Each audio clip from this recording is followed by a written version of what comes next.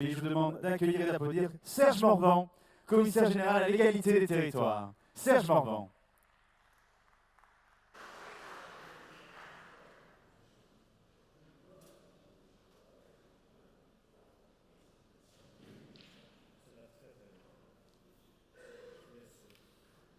Comme vous voyez, je n'ai pas de...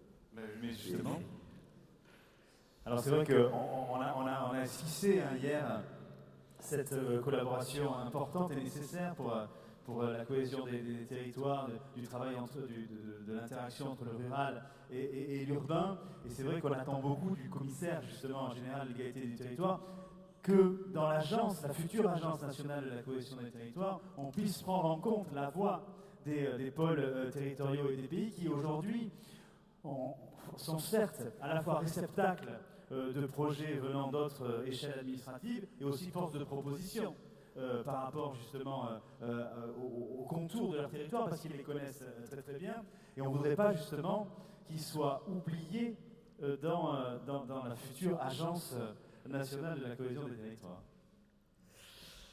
Merci beaucoup, Monsieur le Président, Monsieur le Préfet, Monsieur le député, Mesdames et Messieurs.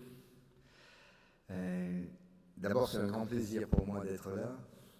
Je vous avoue que j'ai hésité jusqu'au dernier moment parce que, comme vous le savez, il y a un certain nombre de modifications d'événements en ce moment et évidemment, ma présence à la passation de pouvoir risque d'être nécessaire. Mais donc, je vous quitterai très rapidement. Je fais vraiment un aller-retour. Pardonnez-moi, j'aurais bien aimé rester un peu plus longtemps à Nancy et rester un peu plus longtemps parmi vous. Moi, je vais vous parler effectivement de l'Agence nationale de la cohésion des territoires. Je pourrais vous parler longuement du Commissariat général à l'égalité des territoires, puisque depuis le 23 avril, j'ai le plaisir de cumuler ces deux fonctions, d'être à la fois donc commissaire général à l'égalité des territoires et préfigurateur de la future Agence nationale de la cohésion des territoires. On m'avait demandé d'écrire un rapport de préfiguration avec mon équipe de préfiguration, dans mon directeur de cabinet ici présent, Éric Lajarge, qui a beaucoup œuvré en ce sens. Et nous avons essayé de tenir des délais qui étaient un petit peu particuliers, puisque j'ai pris mes fonctions le 23 avril, j'étais préfet des Yvelines avant.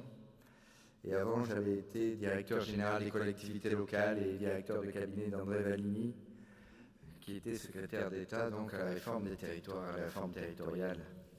Donc, et j'ai été dans ma carrière également directeur général des services de 2 conseils généraux à l'époque, départementaux aujourd'hui, qui était celui de Saône-et-Loire pendant 4 ans et celui de Seine-Maritime pendant un peu moins de 3 ans. Et donc, on m'avait demandé d'assurer cette mission de préfiguration en remettant un rapport de préfiguration le 15 mai qui suivait le 23 avril. C'était évidemment impossible. Ou alors ça veut dire que le rapport était déjà écrit, ce que j'ai demandé d'ailleurs en disant si le rapport est déjà écrit, ça peut aller plus vite. Mais comme il n'était pas écrit, j'ai demandé d'aller jusqu'au 15 juin, ce qui m'a été accordé. Et donc j'ai remis mon rapport vers le 10 juin, je crois. Un genre d'appel, quoi. Hein, et donc, évidemment, cette Agence nationale de la cohésion des territoires, le concept a été évoqué pour la première fois par le président de la République. Et d'ailleurs, le président du Sénat dans la foulée, lors de la première conférence nationale des territoires qui s'est tenue au Sénat le 17 juillet 2017. Et ça a été précisé lors du Congrès des maires, le 23 novembre 2017, par le président de la République. Alors, je vous rassure, entre le 17 juillet 2017 et où on est arrivé le 23 avril, beaucoup de choses ont été faites. Mais il se trouve que le président de la République n'avait pas retenu les propositions qui lui étaient faites, d'où la mission qui m'a été confiée. Une mission qui là a été effectivement inscrite au journal officiel, qui n'était pas le cas des travaux auparavant. Alors, une agence nationale de la cohésion des territoires, pourquoi ? Pourquoi faire ? Qu'est-ce qu'elle va apporter de plus par rapport à ce qui existe ? comment elle va s'insérer dans une France décentralisée, comment elle va arriver effectivement à donner aux préfets et aux sous-préfets les moyens de développer au service des élus, au service des projets des territoires, leurs projets.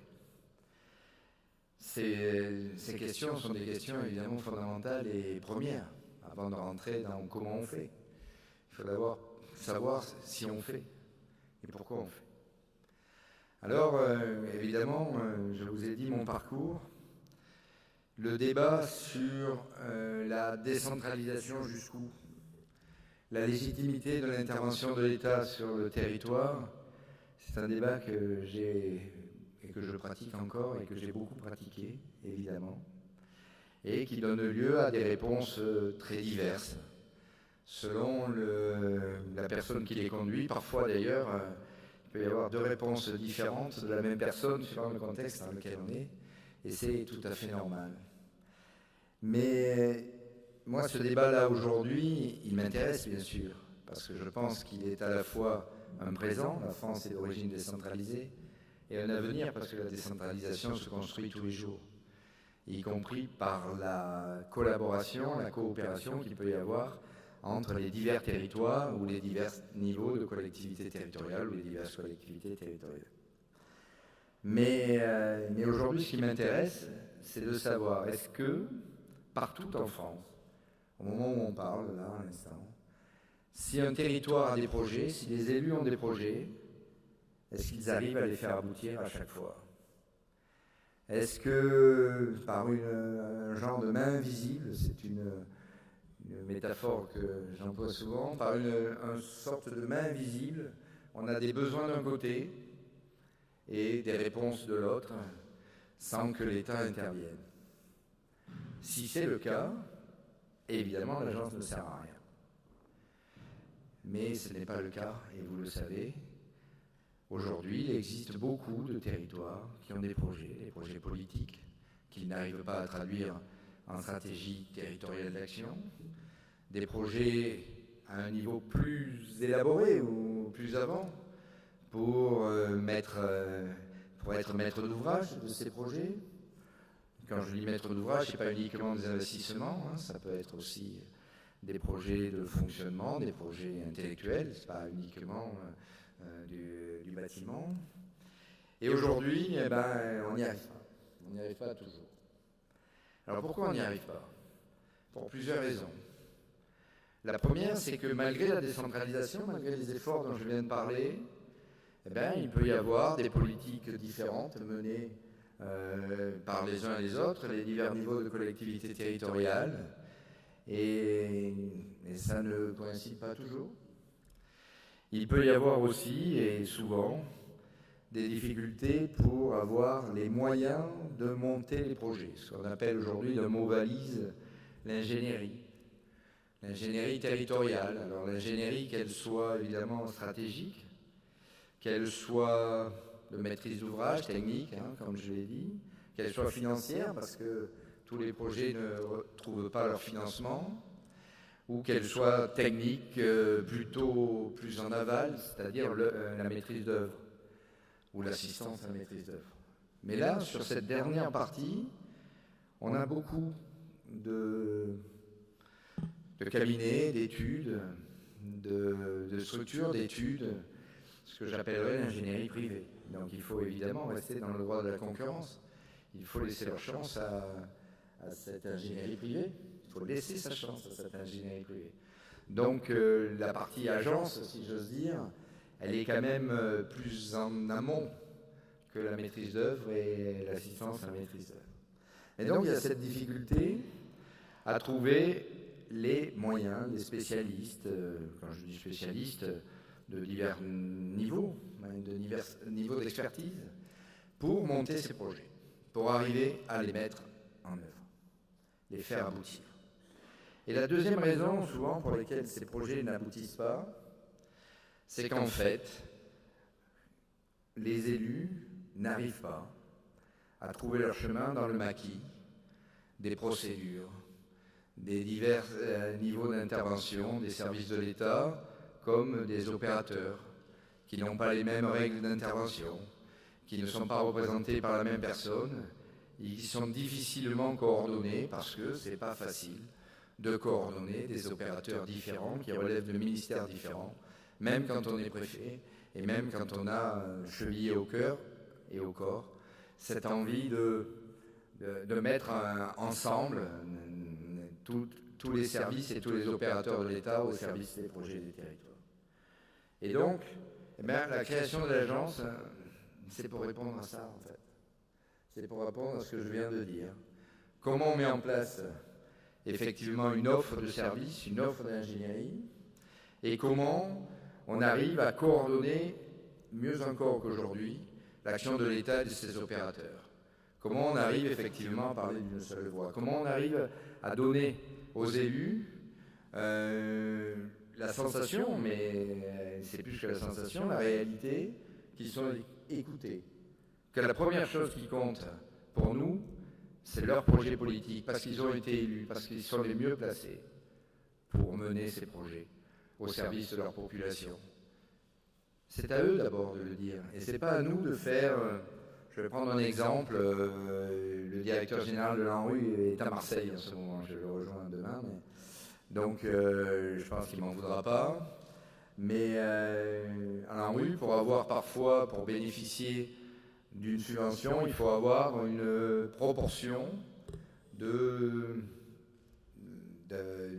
locaux, d'appartements démolis. Voilà. Donc si vous avez 27% de locaux démolis, d'appartements démolis, c'est un projet sérieux qui mérite une subvention la plus élevée possible. Si ce n'est pas le cas, ben non. Bon, moi je ne sais pas. Ce n'est pas mon objectif de savoir d'ailleurs s'il faut 27%, 26% ou 24%. Ce que je sais, c'est que s'il y a un projet des élus du territoire pour faire ce projet en rue, c'est qu'ils ont réfléchi et que ce n'est pas la peine de les embêter des mois, des années, avant de sortir le projet, de mettre 10 ans pour sortir un projet parfois, les 3-4 ans, simplement parce que, on est à 25% et pas à 27%. Je caricature à peine, je vous assure. Je pense que vous avez déjà vécu ça pour les élus qui sont là. Et moi, je l'ai vécu. Et de la même manière, en tant que préfet, l'ANRU, alors ça change, parce qu'on a fait des modifications dans le projet de loi qui est devenu la loi Elan. Mais quand j'écrivais à l'ANRU pour expliquer pourquoi à Trappes, il fallait telle chose ou telle autre, en général, avec beaucoup de gentillesse, le directeur général de l'ANRU me répondait « J'ai bien entendu votre demande et nous verrons au comité d'engagement qui se tiendra dans 6 mois et puis dans 8 mois au conseil d'administration. » Mais d'ici là, on ne peut rien dire parce que de toute manière, la décision, elle relève du comité d'engagement et du conseil d'administration qui se tiennent à Paris et pas dans les territoires, notamment pas dans les départements. Alors, pour ces raisons-là, l'Agence nationale de la cohésion des territoires est nécessaire. Elle est nécessaire d'abord et avant tout pour changer de paradigme, pour donner au préfet, j'y tiens beaucoup, pour donner au préfet et au sous-préfet, qui désignera cet effet bien sûr, le préfet ne peut pas tout faire, mais pour donner au préfet ce rôle et cet outil qui lui permet d'être un préfet développeur et pas uniquement un préfet contrôleur ou un préfet prescripteur. Et pour cela, il faut qu'il ait des moyens. Les moyens juridiques que la constitution de l'agence peut lui fournir, en faisant de lui le préfet de département en premier chef, le délégué territorial de l'agence. Donc déjà, il y a ces moyens juridiques. On construit l'agence autour de lui, finalement, ou autour d'elle. Autour de la préfète, c'est pareil, évidemment. Et puis, il faut qu'il y ait aussi des moyens de coordination de l'action des services et des opérateurs de l'État, et certainement un peu d'ingénierie territoriale qui a connu ces dernières années, je parle pour l'État, une saignée assez importante, et qu'il faut certainement repyramider, reconfigurer dans le cadre du nouveau conseil au territoire, ou dans le cadre des ateliers de territoire, avoir peut-être un peu plus de conseils, cadre A et B, un peu moins de cadre C, ce que l'on appelle un repyramidage des corps. Et donc, cette ingénierie territoriale de l'État, elle n'est pas amenée à se substituer aux collectivités territoriales. Elle est amenée, au contraire, à conseiller le préfet, et le préfet, les collectivités territoriales ou les territoires qui le souhaitent. Mais ce qui est le plus important, c'est que finalement, ces territoires sur lesquels on choisit d'intervenir, je vais y venir, ce sont les territoires prioritaires, en fait. Prioritaires à plus d'un titre.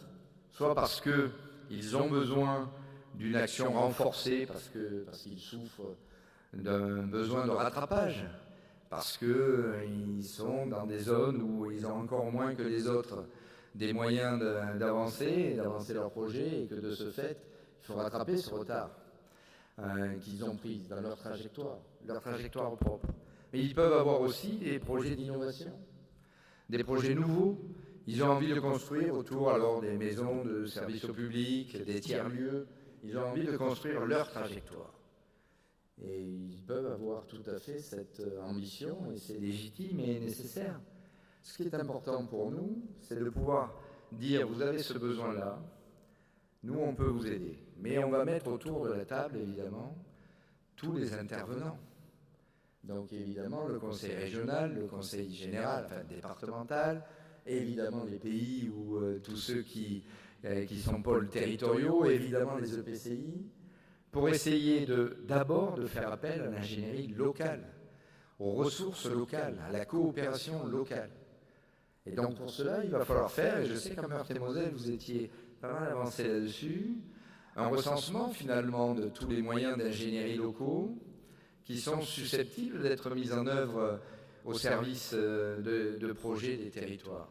Alors il faut qu'on travaille encore, tout n'est pas déterminé évidemment, avec le CNFPT par exemple, ou les centres de gestion, pour être sûr de bien repérer l'ingénierie là des collectivités territoriales et éviter que les personnels territoriaux de la fonction publique territoriale qui viendraient en appui à une mission se voient pâtir dans leur carrière de cette mission. Il faut que cette mission soit une mission valorisée et non pas une mission où on enverrait ceux qu'on n'a pas envie de voir rester au cœur des services, quoi.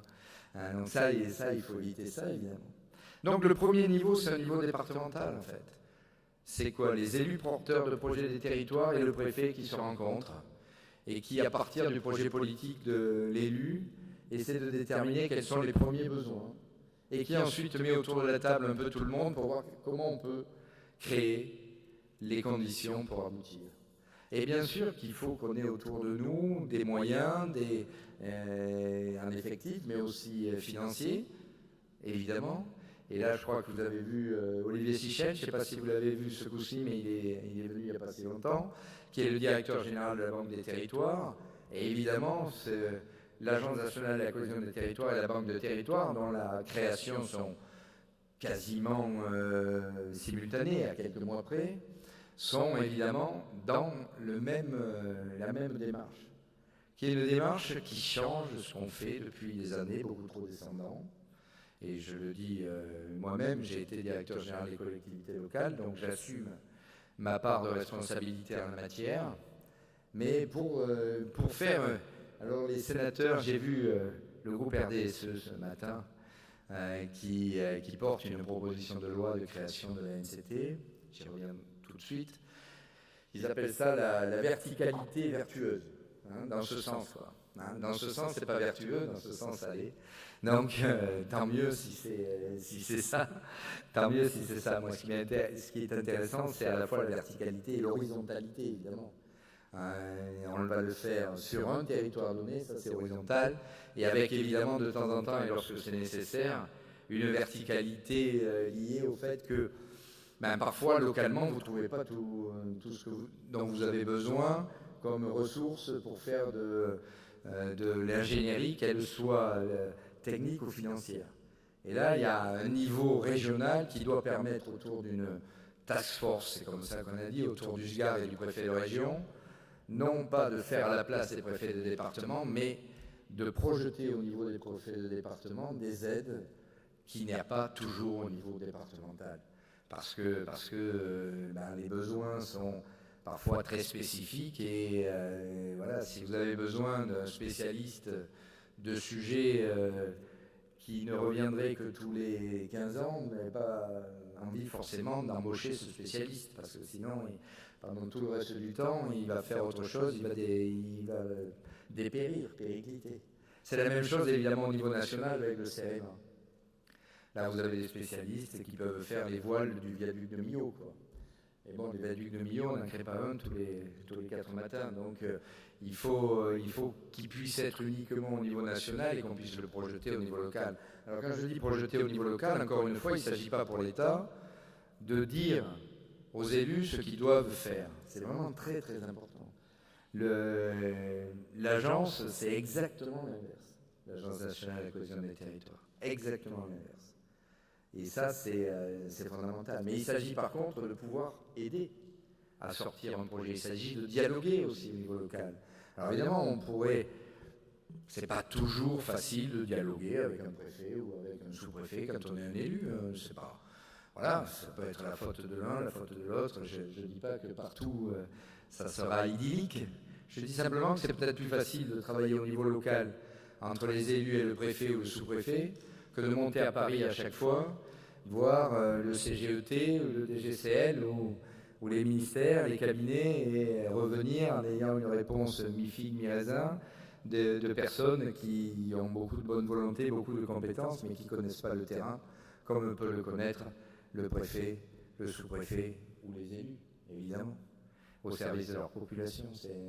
Ça paraît une évidence. Donc ça, c'est les missions. Alors, parmi ces missions, évidemment, je vous ai dit, c'est faire aboutir les projets de territoire. Alors les territoires, lesquels? Eh bien tous. Enfin, en tout cas, il n'y a pas de choix a priori. Évidemment, on ne pourra pas tout faire en même temps, tous. Hein, c'est clair, d'abord, il faut qu'il y ait une demande. Hein, vous voyez bien que s'il n'y a pas de demande d'un élu, eh bien, on ne vient pas. L'Agence nationale de la cohésion des territoires ne viendra pas. Il n'y a pas de demande.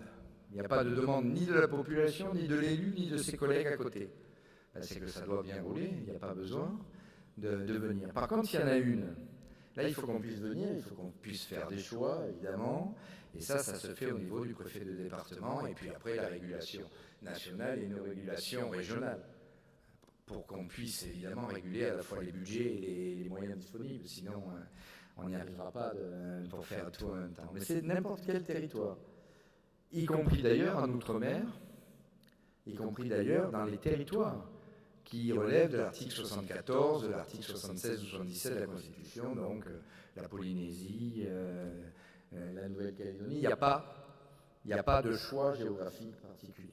Évidemment, on n'interviendra pas pareil en Polynésie ou en Nouvelle-Calédonie que ce qu'on intervient de la manière dont on intervient sur un département qui soit d'outre-mer ou de métropole, où les règles sont les mêmes, il y a des lois du territoire polynésien, c'est pas tout à fait pareil. Donc, et ces territoires, on peut les aider en diffus ou en groupé. Alors je m'explique. En diffus, c'est un territoire particulier qui a une trajectoire particulière, des projets particuliers, notamment innovants, mais pourquoi pas de rattrapage, et qu'on va aider parce qu'il sera déclaré par le préfet d'abord, puis après par les instances politiques qui présideront aux destinées de l'agence, eh ben, prioritaire. Bon. Ça peut être aussi en groupé. Alors en groupé, ça veut dire quoi? Je vais vous prendre l'exemple d'action en groupé parce qu'on a déjà commencé à en faire des actions de l'Agence nationale de la cohésion des territoires en avance de phase. Mais en ayant cette même démarche, en ayant cette même volonté. C'est Action Cœur de Ville, par exemple. Action Cœur de Ville, c'est le type même d'une action ANCT. En groupé, je m'entends. Des projets différents dans les 222 communes, mais en même temps, par contre, une action qui est globale sur un territoire groupé, où on va essayer effectivement d'apporter à chacune de ces villes des moyens, de l'ingénierie et la réalisation rapide de leurs projets. Alors, vous en avez d'autres. Le nouveau programme national de rénovation urbaine, c'est exactement ça aussi. Bon, voilà, c'est la même chose. C'est un zonage avec 450 quartiers politiques de la ville, quartiers en rue, c'est pareil. Vous avez la même chose sur les quartiers politiques de la ville, là il y en a 114, QPV comme on dit. Bon, c'est pareil. c'est un zonage d'action collective. On peut le faire sur les stations touristiques, le contrat des 13 stations touristiques. On peut le faire évidemment sur le rural. C'est peut-être la deuxième génération des contrats de ruralité. Les premiers contrats de ruralité, il y en a eu 485 de signés, 425 millions d'euros de financement État. Voilà. Donc ça, c'est les actions. Et dans ces actions-là, il est nécessaire pour l'Agence nationale de la cohésion des territoires, si elle veut intégrer la dimension territorialisée de l'action publique de l'État comme une des dimensions prioritaires de l'action publique de l'État, il faut qu'elle accompagne l'ensemble des grandes transitions qui sont à l'œuvre dans ce pays, comme d'ailleurs dans d'autres pays. C'est la transition numérique d'abord.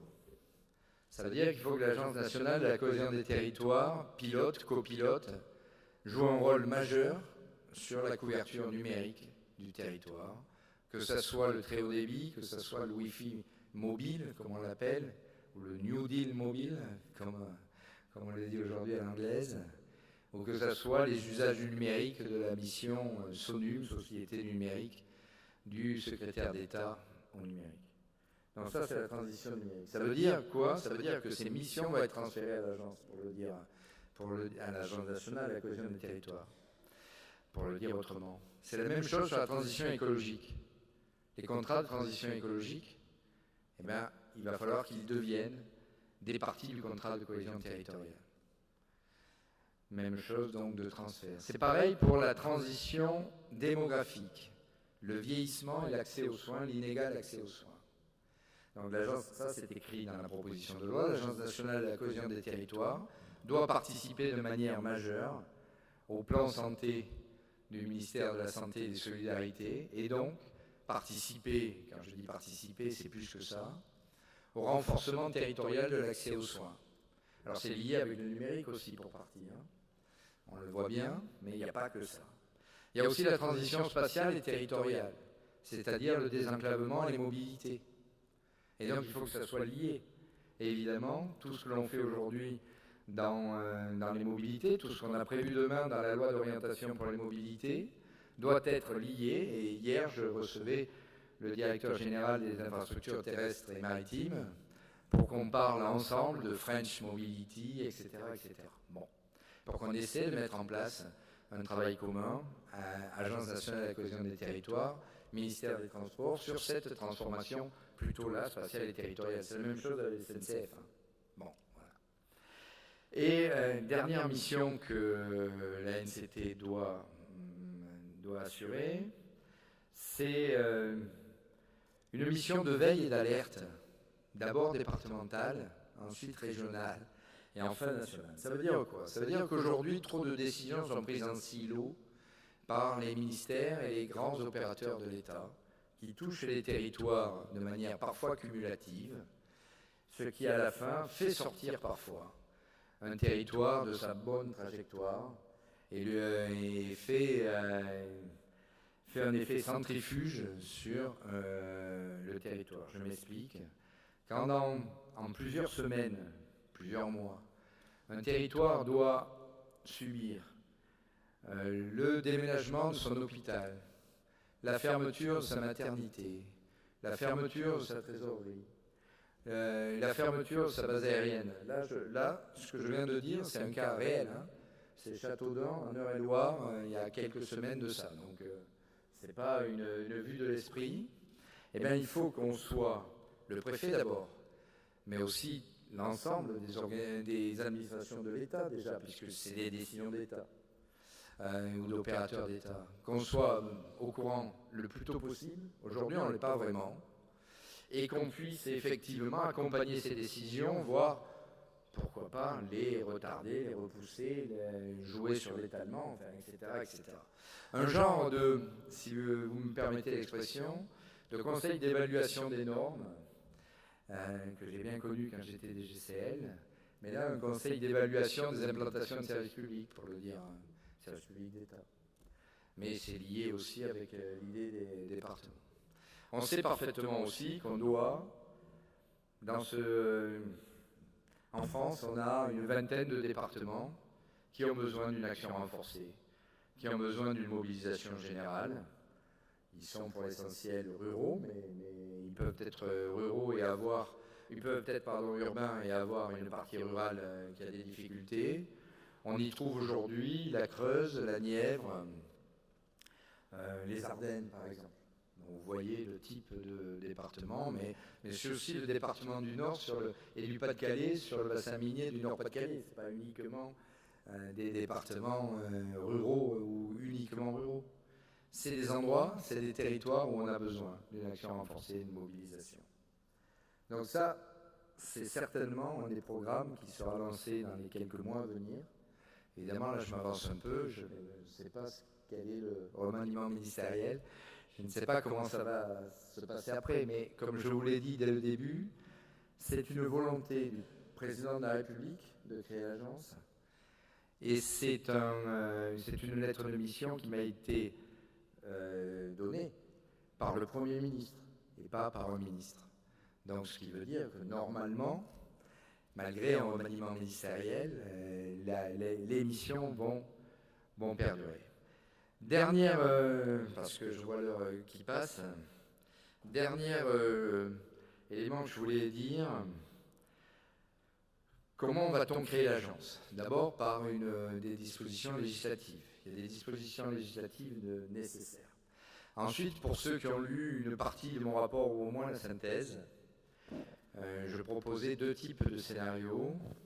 Scénario de fusion ou scénario de fédération. Fédération d'opérateurs autour de l'agence, fusion de ces mêmes opérateurs au sein de l'agence. Évidemment, la fusion, c'est plus clair. C'est plus rapide, enfin plus rapide, non. Ça paraît plus rapide sur le papier, et c'est plus clair, c'est plus net, il n'y a pas besoin de convention entre les uns et les autres, paf. Sauf que vous y perdez évidemment en agilité ce que vous gagnez en dimension ou en volume, premier élément. Deuxième élément, vous partez dans un mécano institutionnel qui va durer des années, et dans une guerre de tranchées entre les divers opérateurs de l'État et les divers services de l'État et les divers ministères, qui peut durer encore plus longtemps. Donc résultat, vous dites, c'est bien, je fais quelque chose qui a de l'agnac, excusez-moi, vous entendez mon accent, donc qui a de l'agnac comme sur un terrain de rugby, et puis en fait, et en réalité, là, vous vous heurtez à un mur parce que vous avez l'impression d'aller plus vite et vous allez plus lentement, bien au contraire. Donc la fédération, c'est certainement mieux. Et dans la proposition de loi du groupe RDSE dont je parlais à l'instant, qui devrait passer si tout va bien, je suis prudent parce que là, remaniement ministériel, tout ça, ça peut changer quand même les calendriers, mais qui devait passer au mois de novembre en examen parmi les sénateurs, n'est-ce pas, monsieur le sénateur président, et dans lesquels on crée l'agence sous la forme d'un établissement public, qui est une institution publique sui generis, qui n'est ni administrative, ni industrielle et commerciale, qui est un peu les deux, avec un conseil d'administration où les élus sont évidemment plus que représentés. Mais ce matin, je répondais à des questions en disant, mais on ne comprend pas pourquoi les élus n'ont pas la majorité des voix au sein de cette agence nationale de la cohésion des territoires qui est à leur disposition. Oui, elle est à leur disposition, mais c'est quand même une agence d'État dans laquelle on intègre des opérateurs d'État. Donc c'est déjà une nouveauté que les élus puissent intervenir aussi fortement sur le CGET, qui est un des services qui est intégré au sein de l'Agence nationale de la cohésion des territoires. Aujourd'hui, les élus n'ont pas évidemment de responsabilité opérationnelle et exécutive au sein du CGET, alors que demain, ils en auront d'une certaine manière via l'agence. Donc c'est un plus, c'est pas un moins. Il ne faut pas présenter les choses comme dire « mais je ne comprends pas ». Non, c'est un plus. Il y a plus d'élus dans l'Agence nationale de la cohésion des territoires que dans le système où je suis actuellement. La preuve, même chose, l'Agence du numérique, c'est un service à compétence nationale. C'est donc bien un service d'État. Donc aujourd'hui, les élus, évidemment, travaillent avec l'Agence du numérique, évidemment, l'Agence du numérique travaille avec eux, mais ils ne sont pas dans la gouvernance de l'Agence du numérique, alors qu'ils seront demain dans la gouvernance de la NCT. Et il est même écrit dans cette proposition de loi que le président ou la présidente du conseil d'administration de l'ANCT doit être un élu ou une élue. Et ça, je pense que c'est fondamental parce que c'est une agence d'État. La majorité du conseil d'administration, pour moi, doit rester quand même État parce que c'est une agence d'État. Mais elle doit bien entendre les élus et pour ça, il faut que les élus soient représentés en nombre et en qualité suffisamment pour pouvoir peser effectivement sur les décisions de ce conseil d'administration, même si à la fin la décision est prise à la majorité. Ces majorités, elles peuvent être évidemment complexes et composites. Et donc, il est prévu d'intégrer dans l'Agence nationale de la cohésion des territoires, je parle toujours de cette proposition de loi, l'Agence du numérique et les PARECA. Le commerce et l'artisanat aujourd'hui dans les quartiers politiques de la ville essentiellement. Centre-ville et quartiers politiques de la ville. Demain, moi j'espère que la fusion de l'EPARECA dans l'agence permettra à l'EPARECA de travailler sur des territoires plus variés que ceux du QPV, parce que nous avons des problèmes de commerce et d'artisanat aussi en zone rurale et pas uniquement dans les QPV. Et enfin, donc, il prévoit une coordination assez large et serrée quand même à la fois des 4 établissements publics qui sont la cible plus exactement qui interviennent dans la cohésion des territoires, c'est-à-dire l'ANRU, je l'ai dit, l'ANA, l'ADEME et le CEREMA. CEREMA, pour ceux qui ne le connaissent pas, c'est un établissement public d'experts en matière d'environnement et en matière de mobilité, qui sont quand même 2800 au niveau national. Ils ne sont pas peu nombreux, mais qui interviennent aujourd'hui plus largement pour l'État et les services centraux, notamment le ministère des Transports, que pour les collectivités territoriales, parce que c'est un problème de programmation de son activité. Et moi, ce que je souhaite, c'est qu'évidemment, par le biais de la NCT, l'activité du CEREMA se renverse un peu et que la proportion d'intervention du CEREMA soit plus importante qu'aujourd'hui, nettement, en faveur des projets des collectivités territoriales plutôt qu'en faveur des projets de l'État. Donc ça passe par 3 choses, les gouvernances croisées, c'est-à-dire l'Agence nationale de la cohésion des territoires et membres du conseil d'administration de ces 4 opérateurs, et vice-versa.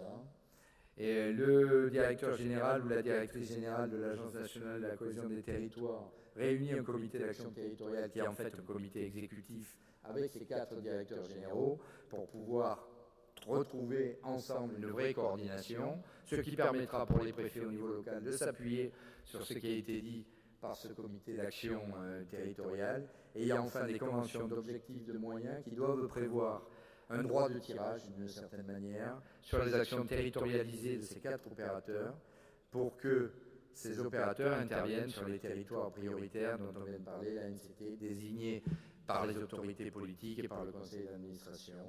C'est donc une fédération assez étroite. D'une certaine manière, même si j'aime pas trop ce terme, c'est un peu la constitution d'une holding, mais au sein de l'État. Voilà ce que je voulais dire rapidement. Et je vais finir par un exemple sur l'ADEME peut-être, parce que l'ADEME aujourd'hui, vous savez, gère un fonds qui s'appelle le fonds Chaleur, dans lequel il y a une gouvernance et il y a un comité d'engagement. Évidemment, le fonds Chaleur va au service des projets, ou va prévoir des subventions au service des projets qui sont les plus précis, les meilleurs, ceux qui ont le retour technique le plus fort. Et là-dedans, évidemment, rarement les territoires qui ont peu de moyens ou peu d'ingénierie peuvent arriver à déterminer ou à définir des projets qui soient les meilleurs. Et donc ils échappent à ces subventions de fonds Chaleur. Je caricature un peu, mais en gros c'est ça. Et bien demain, il faut accepter, si on veut intégrer la dimension territoriale, que dans certains territoires, on n'arrive pas à monter des projets aussi performants, aussi remarquables, mais que ce qui est important, ce n'est pas uniquement l'augmentation globale de la situation en la matière, mais aussi que l'écart entre les territoires ne s'étende pas.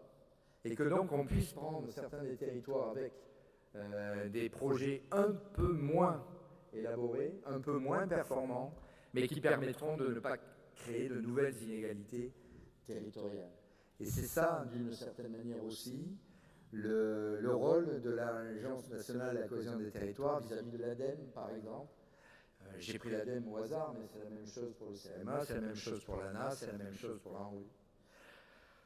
J'ai été très long, hein, mais j'espère que vous voyez mieux du coup ce que souhaite être l'agence et ce que je souhaiterais qu'elle soit. Voilà. Réponse là aussi dans quelques heures pour le remaniement, on verra évidemment justement l'importance des territoires pour le gouvernement qui va être nommé en fonction là aussi de la personnalité politique qui incarnera cette mission-là. Merci beaucoup Serge Morvan d'avoir fait l'aller-retour pour pouvoir là aussi présenter à tous les présidents de pôles territoriaux et de pays ce que sera cette future agence. Merci beaucoup à vous et à très très bientôt. Et pour conclure ces états généraux des pôles territoriaux et de pays, je vais demander à son président de venir me rejoindre pour clôturer ces 2 jours qui ont été denses, intenses, avec des personnalités qui nous ont éclairés tout au long de ces 2 jours. Et je crois avec là aussi des débats et des réflexions qui ont été intenses et fructueuses. Raymond Val.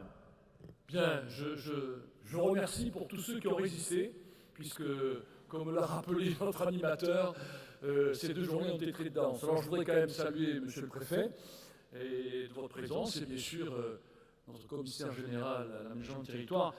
Un remerciement particulier à M. Serge Morvan, qui, on le comprend, dans cet après-midi un petit peu mouvementé, a pris la décision de respecter son engagement en faisant un aller-retour de Paris pour nous présenter la NCT. Voilà, je voudrais qu'on le remercie et qu'on l'applaudisse parce que vraiment...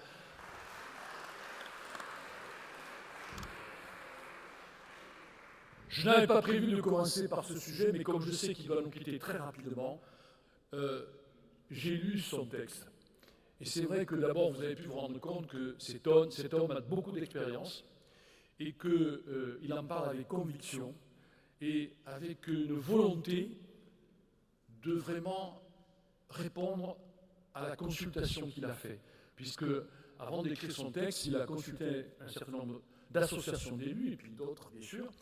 Et, peut-être de manière prétentieuse, j'ai retrouvé dans son texte un certain nombre de sujets sur lesquels on avait donc échangé.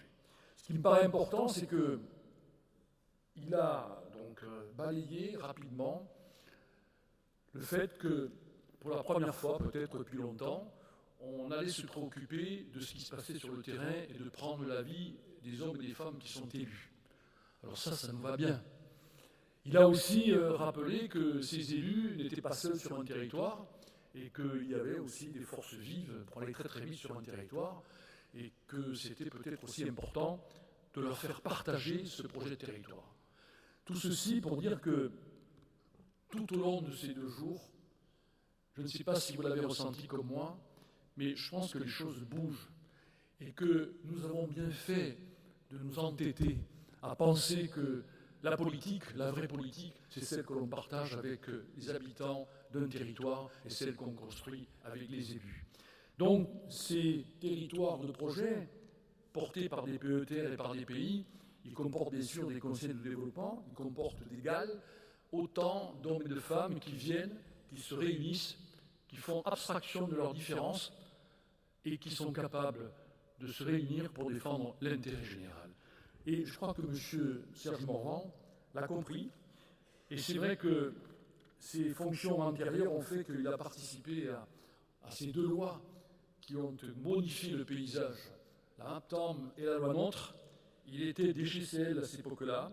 Et c'est vrai qu'il en a certainement tiré quelques conclusions. Et je dirais avant qu'il ne parte que la première proposition que j'allais vous faire, donc, c'était à partir de nos échanges, à partir des témoignages qui ont été très forts, qui parfois nous ont même décoiffés. Je pense au témoignage de notre ami allemand, qui parlait un français remarquable et qui nous a fait part d'une expérience qui est étonnante, mais pourtant réelle. Eh bien, à partir de tout cela, la première chose, si vous allez être d'accord, et donc nous sommes aussi dans une forme de coopération ici, c'est que nous irons voir le nouveau ministre de la Cohésion territoriale pour lui faire part d'un certain nombre de sujets qui sont le fruit de ces États généraux. Et vous savez que nous avons évoqué de revoir le texte qui définit donc le PETR en particulier, quant à son comité et son syndicat fermé, mixte, parce que nous voulons l'ouvrir. Nous ne pouvons pas clamer ici et entendre tous ceux que nous avons entendus dire qu'il fallait associer la société civile et garder ces PETR avec un syndicat mixte, fermé. Nous voulons donc l'ouvrir. Il nous faudra donc porter cette proposition. Et on a aussi tous convenu qu'on a eu un débat pour parler de la coopération publique-privée. Et on a vu dans l'exemple allemand ce que ça pouvait donner, jusqu'où ça pouvait aller. Mais là aussi, nous souhaitons que nous puissions trouver une solution pour faire participer l'économie locale, les chefs d'entreprise, à cette décision d'élaborer un projet territorial. Il faut réfléchir un petit peu. Dans le domaine du tourisme, ça existe, on crée une EPIC. Dans le domaine de la culture, on a créé des EPCC. Donc, il faut qu'on trouve une solution. C'est la deuxième proposition que l'on fera. Et elle concernera, bien sûr, par voie de conséquence, l'ANS, l'Agence nationale de coopération territoriale.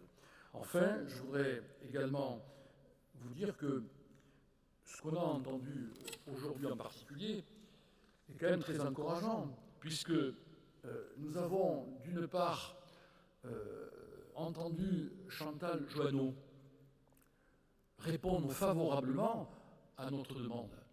C'est-à-dire admettre qu'aujourd'hui, la Commission nationale du débat public doit aller plus loin que l'arbitrage de conflits futurs, ou en tout cas la prévention de conflits.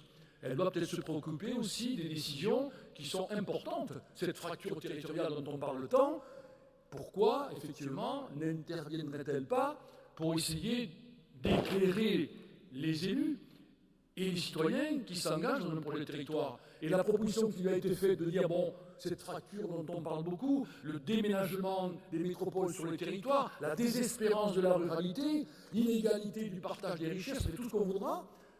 Il faut évidemment éviter qu'on aille à des situations beaucoup plus conflictuelles. Le dialogue est ouvert. Il y a 15 pactes qui ont été signés avec les métropoles. On y fait souvent référence. Eh bien, pourquoi ne pas demander donc à cette commission nationale? Elle l'a, sur le principe, accepté. Et donc, si vous allez être d'accord, nous irons la revoir et nous essaierons de faire des propositions concrètes sur vos demandes concernant les territoires qui sont aujourd'hui prêts, ou qui considèrent qu'ils sont prêts, pour ouvrir une négociation et aller vers un contrat de réciprocité, comme il existe déjà à Brest, à Toulouse et à Montpellier. J'essaie d'aller plus vite parce que je voudrais ne pas retarder Monsieur le commissaire général, mais je ne peux pas non plus ne pas revenir sur les ateliers concernant les fonds européens. Alors, là aussi, lors de l'ouverture de ces États généraux, j'ai fait part de votre situation, de la difficile gestion de ces fonds leaders pour ce qui nous concerne, et la table ronde l'a évoqué. Et bien sûr, je partage l'observation qui a été faite sur le protocole qu'on nous a proposé de valider. Pour une fois, et sortant du rôle de président de la NPP, je pense qu'il nous faut faire de la politique. Je crois que nous ne pouvons pas attendre cette élection européenne dont nous savons tous qu'elle peut être assez désastreuse. Nous qui, tous les jours, à travers ces fonds leaders, à travers les coopérations, à travers les échanges de toutes sortes, et je voudrais citer le pays Pyrénées-Méditerranée, qui est un exemple extraordinaire de coopération internationale. Eh bien, nous ne pouvons pas tous les jours faire vivre l'Europe sur nos territoires et rester passifs à la veille de ces élections. Donc, je suis pour que ce texte soit revu et qu'on intègre la notion politique. Parce que, de toute façon, c'est aujourd'hui, je pense, dans la situation mondiale que nous vivons, c'est-à-dire que la mondialisation a pris le pas sur cette planète. Elle nous rend aujourd'hui, qu'on le veuille ou pas, tous interdépendants. Et c'est vrai que dans ce contexte, on voit des pays ou des continents jouer de leurs muscles. Et nous, l'Europe, on est là, on attend. L'autre jour, j'étais dans une réunion que nous avons provoquée au Sénat avec nos amis allemands, parlementaires allemands, sur le thème de la défense de l'Europe. Je l'ai dit un petit peu, mais je voudrais faire part de ce qui se passe. En Allemagne, la décision concernant la défense est parlementaire. Donc nous avions directement devant nous ceux qui décident en Allemagne. Et bien sûr, nous avons tous convenu qu'on ne pouvait pas continuer comme ça. On ne pouvait pas continuer à vouloir défendre nos valeurs sans avoir les moyens militaires de défendre ces valeurs. Donc aujourd'hui, cette Europe qui se dessine, c'est sûr que nous ne pouvons pas continuer à laisser supposer que les critiques que nous faisons à cette Europe, bien, elles sont quelque part injustifiées, puisque l'Europe n'a pas toutes les compétences dont on l'accuse de ne pas, en quelque sorte, répondre. Je rappelle que nous sommes simplement sur un traité de coopération économique et que nous avons créé un marché avec 27 États, mais que de toute façon, l'Europe n'a pas toutes les compétences qu'on souhaiterait avoir ou tous les défauts dont on l'accuse sur ses compétences, puisqu'elle fait ce qu'elle peut avec des décisions qui restent quand même du ressort des États qui la composent. Donc, pour toutes ces raisons, je pense que n'oublions pas que les projets des territoires que nous représentons, on l'a dit et on le redit, représentent environ 50% de la population française. Donc tout à l'heure, quelqu'un a employé l'expression « nous représentons aussi une task force au niveau de notre investissement sur cette prochaine élection ». Et je vous invite à parler de ce que vous faites au quotidien dans vos territoires pour que l'Europe soit perçue différemment et que nous puissions, on prenait tout à l'heure l'exemple du jeune, qui fait partie donc de ceux qui ont profité du dispositif Erasmus, et je le remercie d'être intervenu parce que ce sont eux, ces jeunes, qui feront une nouvelle Europe. Eh bien, je crois qu'en sortant de mon rôle de président de PP, effectivement, je vous demande de vous engager sur vos territoires et de faire que ce scrutin ne soit pas un scrutin sur lequel le populisme fera son terreau une fois de plus si nous restons impuissants devant ces arguments qui sont fallacieux.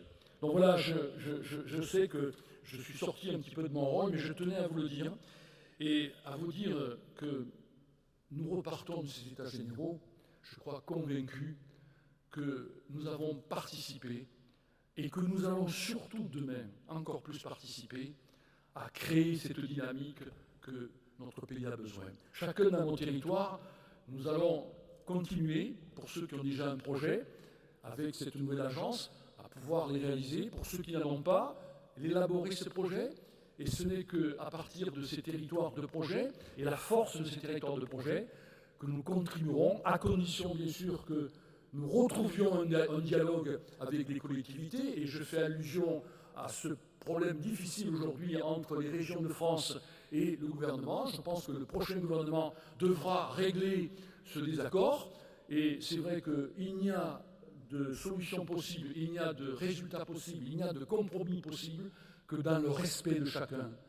Cela a été dit en particulier par notre député Jean-François Césarini, qui nous a fait également une démonstration d'un homme qui venait de la société civile et qui s'est retrouvé à élaborer un projet de territoire dans un territoire qui n'est pas facile, dont il a rappelé que parce qu'il n'y a pas de projet, il est le terreau au niveau des dernières élections des extrêmes. Et c'est vrai que nous voyons bien là qu'il y a pour nous la nécessité de se remobiliser, en admettant que ce soit démobilisé, ce qui n'est pas le cas, et qu'avec cette nouvelle agence du territoire, eh bien, nous allions donc apporter notre contribution, non seulement au développement de notre pays, mais aussi pour défendre cette Europe dont nous avons tant besoin et qui, je crois, constitue notre seul salut. Voilà, bon retour à chacun, merci d'avoir été aussi nombreux, et à très bientôt pour continuer notre combat. Merci Raymond Val, président de la NPP. On se donne rendez-vous à Clermont-Ferrand l'année prochaine pour les rencontres techniques de la NPP. Bon retour à tous et à toutes et merci de votre participation active.